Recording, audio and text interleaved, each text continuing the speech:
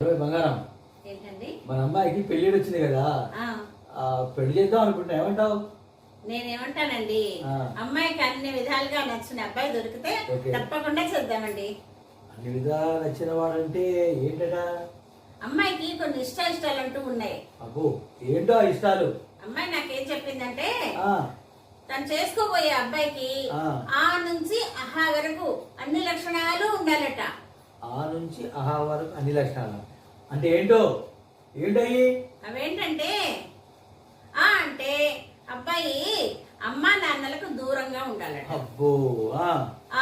అంటే ఆస్తుపస్తులు బాగా ఉండాలట. ఓకే. ఈ అంటే ఇల్లు ఇంద్రభవనంలా ఉండాలట. అబ్బో. ఈ అంటే ఈ తరం కుర్రాళ్ళ ఉండాలట. ఓకే. ఊ అంటే ఉన్నతమైన స్నేహితులు ఉండాలట. ఓకే. ఓకే. ఊ అంటేనేమో తను ఊరూరా తిప్పాలట, విదేశాలకు కూడా తిప్పాలట. ఏ అంటే ఎర్రగా బుర్రగా ఉండాలట. ఏ అంటే ఏది కోరితే అది కొనుక్కోవాలట. ఐ అంటే అయిన వాడిని లిమిట్స్ లో పెట్టాలట. ఓ అంటే ఒడ్డు పొడుగు బాగుండాలట. ఓ అంటే ఓర్పుతో తను చెప్పినట్లే వినాలట. అవు అంటే ఔషధాల జోలికి పోకుండా ఆరోగ్యంగా ఉండాలట. అమ్మంటే అంతులేని ప్రేమను తనపై చూపించాలట.